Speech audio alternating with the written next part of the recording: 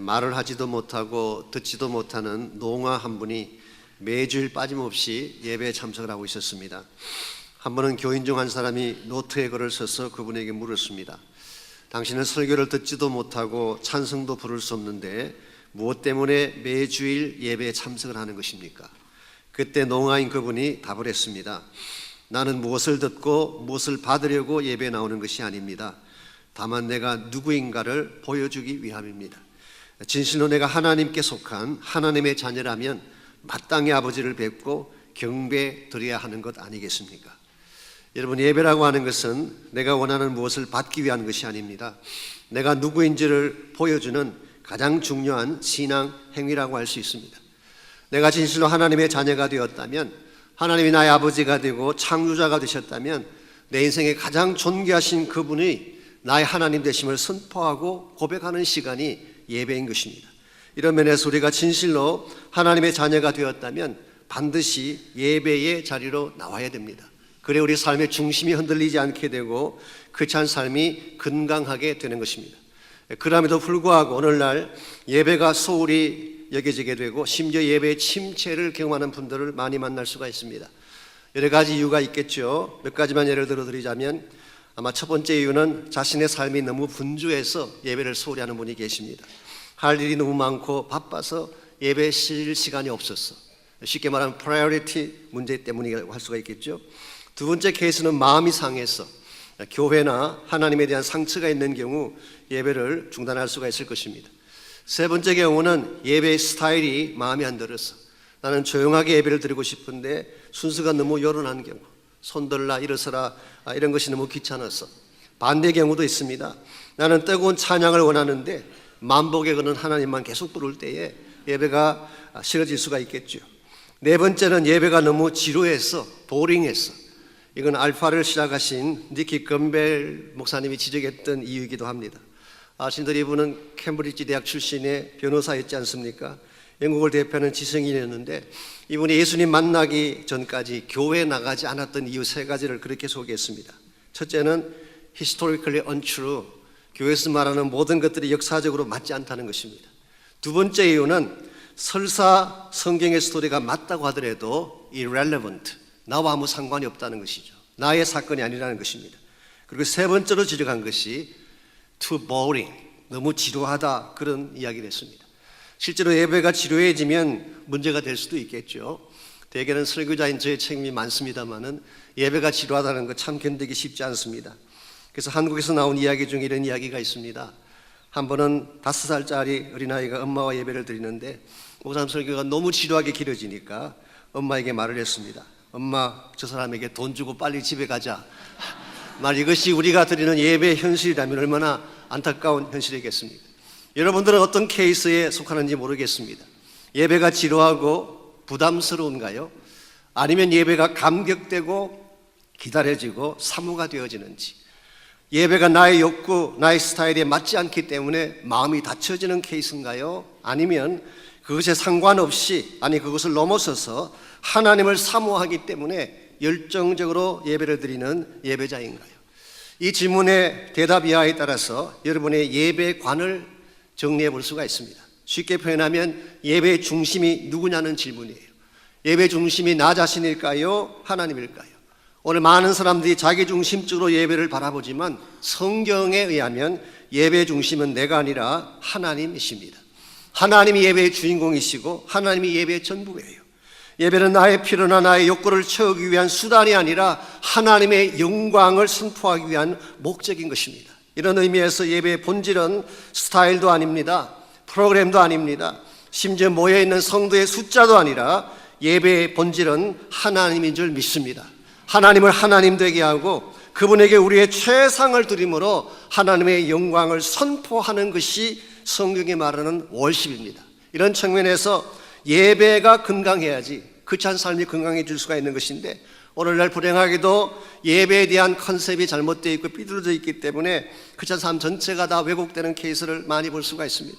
우리가 다른 것에는 실패해도 큰 지장이 없지만 예배에 실패하면 모든 것이 다 흔들리는 것입니다. 그런 측면에서 정말 우리 모두가 하나님이 기뻐하시는 참 예배자가 되어야 되고 하나님이 흠양하실 만한 진정한 예배가 무엇인지를 바로 깨달아야 됩니다. 개인이건 교회이건 참된 예배를 향하여 나아가려면 과연 무엇이 필요할지, 오늘 같이 봉독한 이 본문의 말씀을 통해서 참된 예배의 회복에 대해서 함께 말씀을 나누려고 합니다. 오늘 같이 읽은 본문에 보시면은 이 말라기 선지자가 그 당시 유대인들을 향하여서 제사가 잘못된 사실을 지적하며 책망하는 메시지가 오늘 본문의 내용입니다. 지난주에 이어서 말라기서의 두 번째 설교라고 부를 수가 있겠습니다. 사실상 말라기 당시에 유대인들에게 제사가 없었던 것은 아닙니다. 그들은 절기 때마다 안식일마다 제사를 드렸습니다. 제단도 만들고 제물도 드렸어요. 집례할 수 있는 제사장도 준비가 되어 있고 성전도 잘 지어져 있었습니다. 그런데 뭐가 문제였다는 것일까요? 제사에 관한 외적인 것은 다 갖추고 있는데 이 모든 것의 중심이 있어야 될 하나님에 대한 공경함이 없었기 때문에, 하나님에 대한 진정한 존중함이 없었기 때문에 이것이 문제가 된 것입니다. 그래서 6절 말씀 보시면 오늘 6절은 제사장들을 향하여 다음과 같이 책망을 시작합니다. 내 이름을 멸시하는 제사장들아. 여기서 멸시한다는 말의 뜻은 무시하고 하찮게 여긴다는 뜻이에요. Despising my name. 나의 이름을 가볍게 여기고 무시하고 하찮게 여기는 제사장들의 모습. 6절 계속 보시면 아들은 아버지를, 종은 주인을 공경하는 것이 마땅하고 당연한 순리인데, 그런데 내가 아버지일진데 나를 공경함이 어디 있느냐? 내가 주인일진데 나를 두려워함이 어디 있느냐? 여기 하나님의 안타까운 심정이 잘 표현되어 있습니다.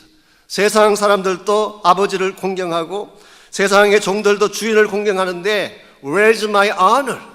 나를 향한 너희들의 공경함이 어디 있느냐? 나를 향한 너희들의 두려움이 어디 있느냐? Where is my fear? 나의 두려움이라고 번역했지만 실제로 나를 향한 하나님의 두려움이 어디 있느냐, 그런 뜻이에요. 여기서 공경한다는 말이나 두려워한다는 이 뜻은 실제로는 하나님을 향한 경외심을 강조하는 것입니다. 구약 성경에 나타난 영성의 출발점이 뭔지 아십니까? 구약에 나타난 영성의 핵심은 Fear of the Lord, 여호와를 경외하는 것입니다. 여호와를 두려워하고 여호와에게 마땅한 존중을 드리는 것이 모든 영성의 출발점이라고 기록하고 있습니다. 그래서 성경에 보면은 예배를 의미하는 단어가 여러 개 나오는데 그중에 몇 가지만 소개해드리자면, 첫째가 카봇이라는 단어가 있어요. 이사야 6장 3절에 나옵니다. 거룩 거룩 거룩 여호와의 영광이 온 땅에 충만하도다. 그때 사용된 단어가 카봇이에요. 오늘 본문에서 공경함이라고 번역한 단어도 동일하게 카봇이라는 단어를 쓰고 있습니다. 두 번째로 샤카라고 하는 단어가 출애굽기 4장 31절에 나옵니다. 이것은 고개를 숙인다, 경배한다, 바우다운한다, 그런 뜻이에요. 더 정확히 말하면 완전히 바짝 엎드리는, 여러분 가운데 캐톨릭 신부님들이 사제 신품 받을 때 가끔 보시잖아요. 바닥에 납작 엎드리는 것이 샤카예요. 하나님 앞에 드리는 예배는 나를 바짝 엎드려서 경배하는 것입니다. 신약으로 오게 되면 헬라 말이긴 하지만 프로스추네오라는 단어가 마태복음 4장 10절에 사용되었습니다. 주 너의 하나님만 경배하고 다만 그를 섬기라 하였다. 마귀가 예수님을 시험했을 때에 예수님의 답변이 그것입니다. 주 너의 하나님만 경배하라. 그때 프로스투네오라는 단어를 썼어요. 네 번째가 요한계시록 5장 12절에 나옵니다.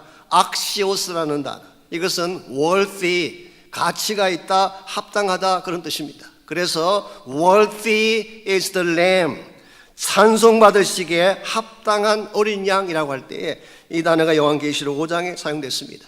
이 말은 가치에 걸맞다, 가치에 합당하다. 그래서 여기서 나온 유명한 영어가 worship이라는 단어가 여기서 나온 것입니다. worship은 worth와 ship을 합한 거예요. 가치가 있는 분에게 올려드리는 것이 예배다, 그런 뜻입니다. 가치가 없는 일반 대상들, 여러분이 세상에 무엇을 리스트하든지 돈이든 명예든 권세든 세상의 대통령이든 하나님이 아닌 다른 것을 가치 있게 여기는 것은 예배에 정반대되는 것입니다. 성경은 우리 하나님 한 분만이 예배를 받으실 가치가 있는 분, 그래서 그분에게만 합당한 경배를 올려야지 이것이 월십이다, 그렇게 설명을 했습니다. 그런데 오늘 본문 말씀으로 돌아와 보게 되면은 지금 유다 백성들이 무엇을 놓친 것입니까? 그들은 제도도 가지고 있고 재물도 가지고 있고 모든 것을 다 갖추다고 생각했지만 하나님을 하찮게 여긴 것입니다. 하나님에게 합당한 경배를 올리지 않았어요. 여러분, 과연 하나님이 이런 취급을 받아도 괜찮을까요? 하찮게 여김받고 멸시당하고 무시당해도 괜찮은 존재일까요? 결코 그렇지 않습니다. 하나님은 창조주이십니다. 모든 만물 위에 뛰어난 지존자가 되십니다. 왕 중의 왕이신 분이 하나님이십니다. 그러므로 이분에게 합당한 예배와 경배가 주어져야지, 이것이 하나님이 받으실 만한 월십이 되는 것이지, 이것을 빼버리게 된다면 다른 모든 걸 다 갖추어도 진정한 의미에서 예배라고 부를 수가 없는 것입니다. 우리가 예배드리는 이 시간에도 눈에 보이진 않지만 하나님이 이곳에 와 계세요. 믿습니까? 그 영광된 하나님이 오늘 우리 앞에 와 계세요. 우리가 드리는 예배 한순간순간을 다 보고 계세요. 우리가 진실히 하나님의 임재를 믿는다면, 실제 드리는 예배 한가운데 그분이 와 계신다는 것을 안다면 우리의 자세가 어때야 될까요? 흐트러진 자세로 아무렇게나 상관없이 들어도 괜찮을까요? 오늘날 사실 현대교회가 다른 것에 대한 강조는 많이 하지만 이 하나님을 향한 경외심을 강조하지 않기 때문에 참된 예배가 깨어지게 되고, 예배가 무너지기 때문에 우리 신앙 전체가 다 붕괴되어 가는 것입니다. 이런 면에서 우리가 정말 건강하고 바른 그리스도로 돌아가려면 하나님을 향한 경외심이 회복되어야 되고 참된 예배가 회복되어야 됩니다. 우리가 어떻게 할 때에 하나님께서 찾으시는 true worshiper, 진정한 예배자가 될 수 있고, 우리 교회가 어떻게 할 때에 하나님이 기뻐하시는 예배를 드리는 교회가 될 수 있을까요? 오늘 본문에 보시면은 우리가 참된 예배를 드리기 위해서 반드시 점검해야 될 세 가지 체크포인트가 오늘 본문에 소개가 되어 있습니다. 첫 번째가 제물에 대한 점검입니다. 여러분이 바른 예배를 드리려면 내가 하나님께 올려드릴 제물을 먼저 체크해야 돼요. 좀 더 설명을 드리자면 내 마음의 제물, 하나님께 드려지는 내 마음의 제물이 바로 되어야지 바른 예배가 되는 것입니다. 오늘 6절 하반부를 보시게 되면 하나님께서 나를 멸시하는 제사장아, 그렇게 이야기를 했더니 그들이 뭐라고 반문을 했나요? 우리가 어떻게 주의 이름을 멸시했습니까? 아니, 하나님 무슨 말씀하시는 것입니까? 저희가 올려드리는, 매일 드리는 제물을 보시지 않았습니까? 그때 하나님께서 그들이 하나님을 멸시했던 증거로서 그들이 드린 제물에 대해서 말씀하십니다. 먼저 7절 말씀 보시면은 너희가 더러운 떡을 나의 제단에 드렸다고 했어요. 그들이 드렸던 이 제물이 하나님을 멸시한 증거가 된다는 것입니다. 여기서 더러운 떡이라고 하는 것은 defiled 혹은 킹제임스 버전은 polluted food, 오염되어지고 상한 떡을 말하는 것입니다. 일반적으로 떡이라고 이야기를 하기 때문에 어떤 분들은 이것을 진설병이 아닌가라고 해석을 하시지만, 성소에 올려드리는 12동의 떡 있죠, 테이블에 올려드리는 것, 이걸 진설병이라고 그러는데 오늘 본문에서 말하는 떡은 진설병을 의미하는 것이 아닙니다. 왜냐하면 제단에 드렸다고 했기 때문에. 이 제단은 altar예요. 테이블이 아니라 on my altar, 제단에 드렸다고 한 것을 보면은 이것은 번역은 떡이라고 번역을 했지만 실제로는 제단에 드려진 음식 혹은 제단에 드려진 고기를 뜻한다고 보는 것이 좋습니다. 구약 성경에 보게 되면 고기를 떡이라고 혹은 푸드라고 번역한 예들이 여러 곳에서 발견이 됩니다. 레위기 21장 6절에도 그렇게 나와 있고 8절 17절 보게 되면 하나님의 번제단에 올린 고기를 음식이라고 그렇게 표현했어요. 우리말에도 사실 밥 먹으러 가자 그러면 꼭 밥 먹는다는 뜻일까요? 밥 먹으러 가자 그 말은 실제로는 식사하자 그런 말이죠. 그래서 갈비집 갈 수도 있고, 뭐 북창동 순두부 가서 순두부 드실 수도 있고, 김밥 천국 가셔서 떡볶이 잡수실 수도 있고, 이걸 다 우리가 밥 먹는다고 통칭하는 것입니다. 그래서 오늘 본문에서 떡이라고 하는 것은 꼭 문자적인 떡이 아니라 제단 위에 올려진 제물, 매입이 고기를 의미할 가능성이 많습니다. 자, 이 사람들은 하나님의 제단 위에 제물을 드리긴 드렸는데 그 제물이 상했다는 거예요. 순결하지가 못하고 깨끗하지가 못하다는 것입니다.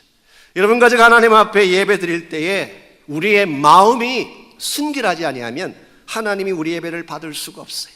내 마음에 찌꺼기가 있고 세상적인 더러움이 가득 차 있어서 나의 마음이 defiled, 상해져 있다면 하나님께 온전한 예배를 드릴 수가 없는 것입니다. 그러므로 여러분이 정말 깊은 차원의 예배를 드리기를 소원한다면 먼저 내 마음을 정결케 해야 돼요.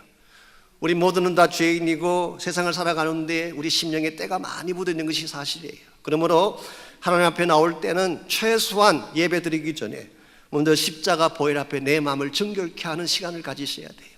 그래서 힘은 드시겠지만 할 수만 있으면 조금 더 일찍 나오셔서 예배 시작 전에 지난 한 주간의 삶도 돌아보고 내 마음이 깨끗한가 정결한가 점검하시고 혹시 찌꺼기가 있다면 십자가 보혈 앞에 다 내어놓고 내 마음을 퓨어하게 만드는 것, 내 마음이 순결해지는 만큼 하나님의 임재가 더 깊게 경험되어지는 것입니다. 이와 같이 순결한 제물, 8절에 보게 되면 이 사람들은 더러운 떡만 드린 것이 아니라 흠집이 있는 제물을 드렸다, 그렇게 이야기했어요. 온전한 제물을 드리지 않고 흠집이 있는 제물, 그래서 눈먼이 생제물, 저는 것, 병든 것 이런 것을 드렸어요. 왜 이것을 드리지 말라고 말하고 있을까요? 첫째는 율법이 그것을 금하고 있기 때문입니다. 레위기 22장 22절이나 신명기 15장 21절에 보면 하나님께 드릴 제물은 흠이 없어야 된다. 쉽게 표현하면 온전한 제물, 최상의 제물을 드려야 된다, 그런 뜻이에요. 세상도 받지 아니하는 제물, 너희 총독에게 드려도 거절할 그럴 제물을 그 당시 유다 백성들은 하나님께 올린 거예요. 오늘 우리가 하나님 앞에 예배드리고 경외할 때에 쓰다 남은 것 드려서 되겠어요? 우리의 시간도 사실 프라임 타임을 드려야 돼요. 가장 소중한 것, 내 인생에서도 가장 귀한 것을 하나님께 드릴 때에 하나님을 향한 경외감이 회복되는 것이지, 아무 것이나 상한 것, 드리다 남은 것, 세상도 받지 아니할 그런 것을 드리게 된다면 그것이 어떻게 하나님께 영광이 되겠어요? 이 모든 제물들은 궁극적으로는 사실 예수 그리스도의 희생 제물을 예표하는 것입니다. 구약에 나오는 모든 제물은 장차 오실 그리스도의 예물, 예수님께서 드릴 예물을 예표하는 것입니다. 예수님은 어떤 제물로 하나님께 올려드려졌나요? 베드로서에 보게 되면 흠도 없고 점도 없는 어린 양 같은 보배로운 피라고 했어요. 하나님께서 받으실 만한 예수 그리스도의 속죄의 제사는 흠도 없고 점도 없었어요. 이 깨끗한 완전한 헌신을 하나님 앞에 올려드렸기 때문에 그 예수 그리스도의 희생제물로 말미암아 여러분과 제가 속죄함 받게 되고 하나님의 자녀가 된 것입니다. 우리는 여기서 발견해야 될 중요한 진리 하나가 있습니다. 우리가 예배 시간 나와서 하나님께 나의 제물을 드린다라고 이야기하지만 실제로는 하나님이 먼저 우리를 위해 희생제물을 드리셨어요. 내가 하나님을 사랑하며 그분에게 나의 무엇을 올려드리기 전에 하나님은 하나밖에 없는 독자 예수를, 하나님이 가지신 최상의 제물을 나 같은 죄인을 위해서 먼저 주셨어요. 이런 면에서 예배라고 하는 것은 하나님께서 나에게 먼저 베푸신 은혜에 대한 우리의 반응이라고 할 수가 있습니다. 오늘 아침 여러분과 제가 하나님 앞에 나가 예배할 때에 하나님이 나를 위해 그분의 베스트를 나를 위해 주셨다면 나도 내가 하나님께 올려드릴 베스트가 무엇인지를 체크하고 하나님 앞에 최상을 올려드릴 때에 하나님은 그것을 기쁨으로 흠양하시고 우리의 삶을 통해 영광을 받으시게 되는 것입니다. 이런 측면에서 하나님 앞에 바른 제사, 건강한 예배를 올려드리기를 진실로 원한다면 먼저 내 마음을 체크해야 됩니다. 두 번째는 하나님과의 채널을 점검해야 됩니다. 하나님과의 채널이 혹시 막혀있지는 않은지, 하늘을 향한 통로가 열렸는지를 점검해야지 바른 예배를 드릴 수가 있습니다. 9절 말씀 보십시오. 이 예배가 막히게 된다면 어떤 현상이 일어나는지를 9절과 10절이 우리에게 소개하고 있습니다. 먼저 9절입니다. 만군의 여호와가 이르노라, 너희는 나 하나님께 은혜를 구하면서 우리를 불쌍히 여기소서 하여 보라. 너희가 이같이 행하였으니 내가 너희 중 하나인들 받겠느냐 그랬어요. 하나님을 향한 예배가 막혀지게 되면 첫 번째로 일어나는 현상이 기도의 창이 막힌다, 그런 뜻이에요. 하나님께 나가서 은혜를 구하고 도우심을 구해도 하나님이 그 기도 받지 않으시겠다, 그렇게 말씀하셨어요. 우리가 예배가 막혀지게 되면 1차적으로 기도의 창이 막혀지게 됩니다. 10절 말씀 보시면 더 심각한 말씀을 하나님께서 주고 계십니다. 10절, 만군의 여호와가 이르노라, 너희가 내 제단 위에 헛되이 불사르지 못하게 하기 위하여 너희 중에 성전 문을 닫을 자가 있었으면 좋겠도다. 내가 너희를 기뻐하지 아니하며 너희가 손으로 드리는 것을 받지도 아니하리라. 여기에 아주 시리어스한 하나님의 경고의 메시지가 있습니다. 계속해서 예배를 스탑시키고 예배가 바로 되지 아니하면 제단 불을 끄시겠다는 거예요. 두 번째는 아예 성전 문을 닫아 버리시겠다. 여기서 한 걸음 더 나아가서 너희 자체를 리젝트 하시겠다. 너희를 기뻐하며 받지 않겠다고 말씀하셨어요. 사랑하는 형제자매 여러분, 기도의 창이 막히고 성령의 불이 꺼지고 성전이 닫히고 나면 남을 것이 뭐가 있겠어요? 축복을 향한 모든 문이 다 닫혀버린다면, 하늘을 향한 문이 다 닫혀버리게 된다면 우리 삶은 고갈되고 말라져 갈 수밖에 없는 것입니다. 아무리 세상에 많은 물질을 가져도 소용없습니다. 아무리 큰 권세나 세상의 영광을 다 소유해도 하나님을 향한 채널이 막히게 되면 우리 인생은 말라지고 황폐할 수밖에 없는 것입니다. 이런 측면에서 정말 여러분과 제가 하나님이 기뻐하는 예배자가 되기를 원한다면 하나님과 나 사이에 막힌 담을 허물어야 돼요. 하나님과 우리 사이에 막힌 담이 없을까요? 많이 있습니다. 하나님 앞에 직접 나아가지 못하는, 하나님과 나 사이에 닫혀있는, 막혀있는, 채널이 막혀있는 그러한 사실들이 많이 있어요. 우리 마음이 상한 마음일 때도 그렇고, 자백하지 않은 죄가 있을 때도 그렇고, 하나님이 기뻐하지 않는 삶의 모습이 있을 때도 하나님을 향한 창이 막힐 수가 있어요. 이것을 하나님 앞에 다 토해내고 자복하고 하나님과의 관계가 다시 회복되어져야지 진정한 예배가 회복될 수 있다는 것입니다. 역대하 7장 13절 14절에 보게 되면 솔로몬이 성전 건축을 마친 후에 올렸던 유명한 기도가 기록되어 있습니다. 우리 모두가 암송하는 유명한 구절이죠. 13절을 먼저 읽겠습니다. 혹 내가 하늘을 닫고 비를 내리지 아니하거나, 혹 메뚜기들에게 토산을 먹게 하거나, 혹 전염병이 내 백성 가운데 유행할 때에. 좀 요약을 해드리자면 첫째 일어나 것이 자연재해입니다. 하늘이 닫히고 비가 오지 않는 것, 자연재해죠. 메뚜기가 토산을 먹는 것은 경제적 파산을 말합니다. 전염병이 유행한다는 것은 죽음의 질병이 찾아온다는 거예요. 이 세 가지는 우리 인생을 위협하는 가장 무서운 위기들인데요, 하나님은 이 위기의 말씀을 성전 건축이 끝난 직후에 솔로몬에게 주셨어요. 우린 여기에 주목할 필요가 있습니다. 성전을 잘 지었어요. 화려한 낙성식을 올렸어요. 화려한 잔치가 끝이 났어요. 그리고 바로 그 직후에 하나님이 주신 말씀이 이와 같은 위기의 상황에 대한 말씀을 주신 것입니다. 우리는 여기서 무엇을 알 수 있을까요? 성전 건축이 전부가리라는 것입니다. 외형적인 화려함이 전부가리라는 것입니다. 아무리 잘 지어놓아도, 아무리 외형을 잘 꾸며놓아도 하늘이 막히면 모든 것이 끝이다. 이 사실을 하나님이 밝힌 것입니다. 그러므로 우리는 우리가 보고 있는 화려한 현실이나 화려한 외형에 속으면 안 됩니다. 하늘의 창을 여는 것이 더 중요한 것입니다. 그래서 하나님은 너희들에게 이와 같은 고통이나 위기가 찾아왔을 때 이것을 풀어낼 수 있는 비결이 있다. 그리고 주신 말씀이 14절이에요. 내 이름으로 일컫는 내 백성이 그들의 악한 길에서 떠나 스스로 낮추고 기도하여 내 얼굴을 찾으면 내가 하늘에서 듣고 그들의 죄를 사하고 그들의 땅을 고칠지라 라고 했어요.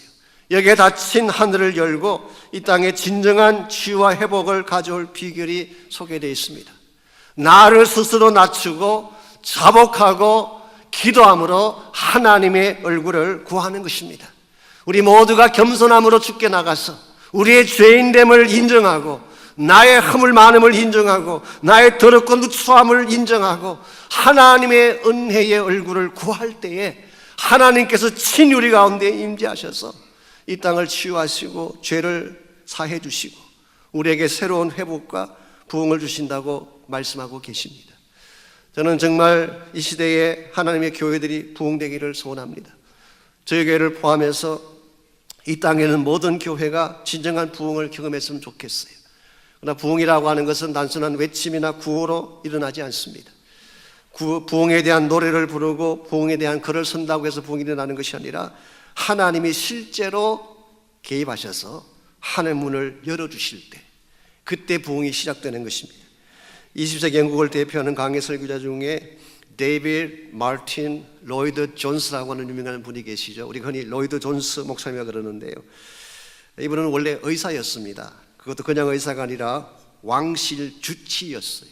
그러므로 굉장히 잘 나갈 수 있는 지체가 높은 그런 위치에 있는 분이었는데, 이분은 육신을 치료하는 의사에 관심을 갖기보다 영혼의 치유자가 되기를 원해서 목회자의 길을 선택하게 됐습니다. 그리고 영국에는 웨스트민스터 채플에서 30년 동안 강해 설교를 했던 20세기를 대표하는 그런 강해 설교자입니다. 이분이 부흥에 대해서 이야기할 때 이런 말씀을 하신 적이 있어요. 참된 부흥을 갈망한다면 이런저런 프로그램들을 기웃거리지 말고 사도행전서를 주목하라, 그런 말을 하셨어요. 전 참으로 귀한 지적이 아닐 수가 없다고 생각합니다. 이 프로그램 저 프로그램, 이러한 시스템 저러한 시스템을 기웃거린다고 부흥이 오는 것이 아니라 사도행전서를 보라는 것입니다. 사도행전서의 부흥은 누가 주도한 부흥이었나요? 사람이 주도한 부흥이 아니었습니다. 성령께서 일으킨 부흥이었어요. 성도들이 기도할 때에, 전심을 다해 기도할 때에 성령께서 임하셨고 성령이 일으킨 리바이벌이 사도행전적 부흥이에요.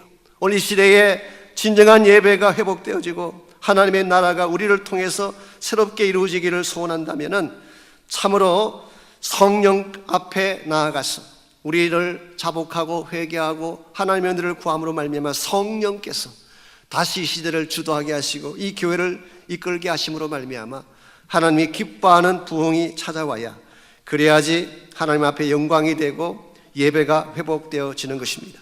이런 측면에서 여러분과 제가 참으로 하나님의 예배적 부흥을 소원한다면 기도 자리로 나가야 되고, 우리 교회만을 위한 기도가 아니라 한국교회, 한국민족, 전 세계를 위한 기도가 시작되어져서 참으로 기도를 통하여 성령이 임하시고 하나님께서 주시는 진정한 회복을 맛볼 수 있도록 여러분이 기도에 헌신하시기를 바랍니다. 이와 같이 예배가 회복되어지려면 첫째는 내 마음을 먼저 점검해야 돼요. 내 마음의 깨끗한가. 두 번째는 하나님과의 관계성을 점검해야 됩니다. 막힌 담이 없는지. 마지막 세 번째로 점검해야 될 것이 비전에 대한 점검입니다.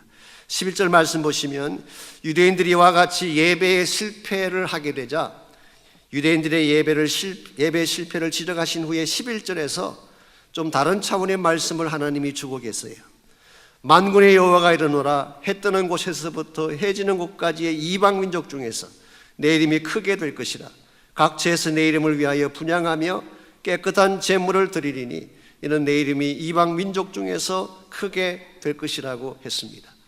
유대인들이 예배에 실패했습니다. 그래서 하나님이 그들에게 실망하고 그들에게 책망을 하셨는데, 유대인들이 실패한 이 예배로 말미암아 하나님이 준비하신 또 다른 차원의 한 운동이 일어날 것을 말하고 있습니다. 저는 이것을 예배가 가져오는 비전이라고 부르고 싶은데요, 해 뜨는 곳에서부터 해 지는 곳까지, 이게 무슨 뜻일까요? 이걸 우리가 영어로 흔히 글로벌이라고 합니다. 글로벌이라고 하는 것은 지구 전체, 온 지구상을 말하는 것이죠. 해 뜨는 곳에서부터 해 지는 곳까지 지구의 모든 곳곳에 살고 있는 이방 민족 중에 하나님의 이름을 크게 외치고 부르는 사건. 여러분, 이게 언제 일어날 사건일까요? 이것은 바로 메시아께서 오시면 일어날 사건. 예수님께서 이 땅에 오셔서 복음이 전파될 때 비로소 일어날 현상. 이게 바로 오늘 본문에 기록된 각처에서 내 이름을 분향하며 깨끗한 제물을 드리며 이방 민족 중에서 하나님의 이름이 존귀하게 되는 역사. 이게 바로 예배를 통해서 우리 모두가 추구해야 될 하나님의 비전, 하나님 나라의 꿈이라고 부를 수가 있습니다. 여러분, 예배라고 하는 것은 우리 안에서 멈춰서는 안 됩니다. 예배라고 하는 것은 예배당 안에서만 끝이 나서도 안 돼요. 예배는 나의 삶의 터전으로 흘러가야 됩니다. 이 사회 속으로 흘러가야 됩니다. 한 걸음 더 나아가서 열방으로 예배가 흘러가게 해야 되는 것입니다. 그래서 복음이 닿는 곳곳마다, 우리의 예배 선포가 가는 곳곳마다 열방 사람들이 예수의 이름을 알게 되고 예수 이름을 통하여 하나님의 영광을 선포하는 예배적 부흥. 이것이 하나님께서 마음에 품고 계시는 비전이고, 저희 교회 여러분 한 분 한 분이 마음에 품고 실천해야 될 진정한 차원의 예배자들이 이루어야 될 꿈이라고 생각합니다. 사랑하는 성도 여러분, 거룩한 삶의 건강성은 예배에 달려 있습니다. 예배가 건강할 때 우리 삶의 중심이 바로 잡히는 것입니다. 예배가 건강할 때에 하나님의 뜻도 알게 되고 비전도 보게 되고 하나님의 기뻐하시는 열매를 향해 나아갈 수가 있는 것입니다. 이런 측면에서 예배는 형식이 아닙니다. 예배는 단순한 순서가 아니라 예배는 살아계신 하나님을 만나는 사건이에요. 그러므로 예배는 능력인 것입니다. 어떤 깨어지고 상한 인생도 예배를 통해 하나님을 만나면 치유될 수 있어요. 회복될 수 있어요. 여러분, 이 사실을 바로 알고 무슨 문제를 당했든지, 나의 삶에 얼마나 깨어졌든지 나를 만나기를 기다리시는 하나님의 전 앞에 나가서 그분을 붙잡고 만나야지 여러분의 인생이 참 회복을 향해 나갈 수가 있습니다. 우리에겐 잘 알려지지 아니한 선수이긴 합니다만 미국의 프로 골프 선수 중에 켄 그린이라는 분이 있어요. 제가 자료를 좀 찾아봤더니 이분이 PGA에서 5번 우승을 했습니다. 그 정도면 제법 운동을 잘하신 분인데 메이저 대회에서 한 번도 우승한 적이 없기 때문에 비교적 잘 알려지지 않은 무명 선수입니다.